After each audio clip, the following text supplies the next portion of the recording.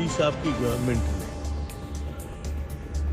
जब ये काले कानून वापस भी लिए हैं, अभी तक उनकी नोटिफिकेशन नहीं की, तो सेंट्रल गवर्नमेंट की sincerity towards the cause of the farmers के कॉज की जितनी सिंसेरिटी है वो तो आप इस बात से गौज कर सकते हैं। इन्होंने विशेष तौर पर ये कहा था कि हम एमएसपी को लीगलाइज करेंगे, लीगल जामा पहनाएंगे, कुछ नहीं किया।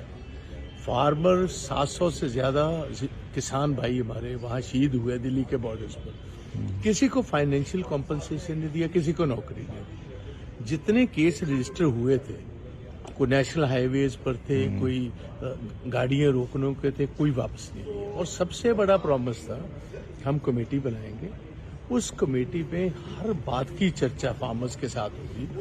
और अब क्योंकि पार्लियामेंट पोल आ गई है, एक दफा फिर पंजाब हरियाणा और सारा किसान मूव करना शुरू कर दिए। आज फिर मिनिस्टर आ गए। मैं तो किसान यूनियंस को यही अपील करूंगा, आप इनके किसी चक्कर में मत फंसे, इन्होंने कुछ नहीं करना।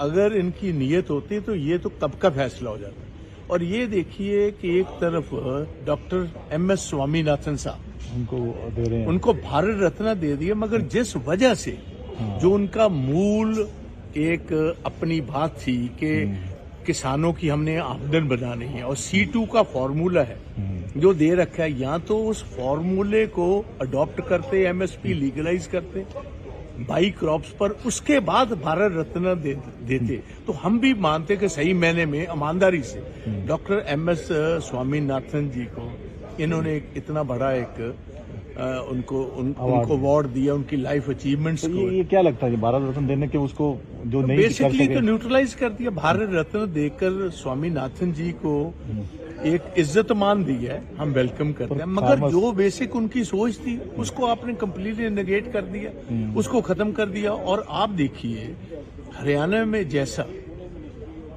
ये किसानों को रोकने के बैरिकेडिंग हो रही है, ये तो ऐसे लगता है जैसे कोई फॉरेन ट्रूप्स को रोकने की तैयारी हो रही है। आप अपने किसानों को उनका जमहूरी हक जो है अपने देश में डेमोक्रेटिकली, आगे भी उन्होंने कहीं वायलेंस तो किया ही नहीं। अगर ऐसे किसानों को रोकना चाहते, और हमारी इंडियन नेशनल कांग्रेस पहले भी किसानों के साथ थी। जब हमारी गवर्नमेंट रही पंजाब में, आप देखिए हमने जितनी देर भी पंजाब में उनकी एजिटेशन चली, टोल प्लाजा फ्री कर रखे थे, और गवर्नमेंट ऑफ पंजाब ने, कांग्रेस की गवर्नमेंट ने तब मदद कर कर इनको, दिल्ली कोई लाठी तक नहीं चली, इनको हरियाणा का बॉर्डर क्रॉस करवाया। और आज आप देखिए टोटल उसके उलट हो रहा है।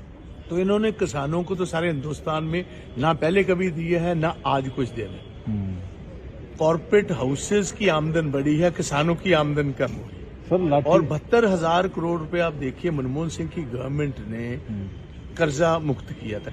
लाखों करोड़ों रुपए का कर्जा इन्होंने कॉर्पोरेट हाउसेस का माफ कर दिया। मगर हमारा किसान जो है पंजाब का, हरियाणा का, राजस्थान का, वेस्टर्न यूपी का, उसको 1 रुपए का भी आप हमारी फसलें खरीदने को आप तैयार नहीं। हमारा जो जमहूरी हक है, कम से कम मिनिमम सपोर्ट प्राइस आप दोगे तो उसके बाद ही ये 60% तो देश हमारा है ही एग्रीकल्चर पर बेस्ड है जी।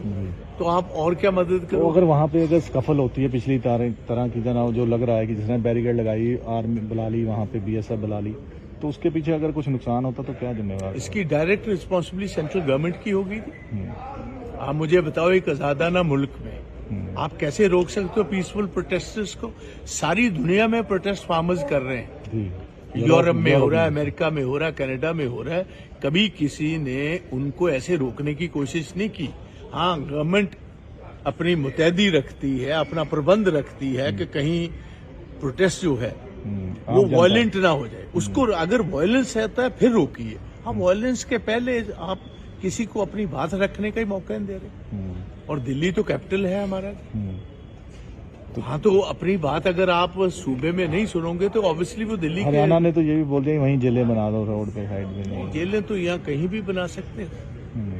जेलें तो ये कहीं भी बना सकते हैं। उसका मतलब है कि बुनियादी तौर पर किसानों की मूवमेंट के खिलाफ, खेत मजदूर और किसान की सोच के खिलाफ ये गवर्नमेंट है।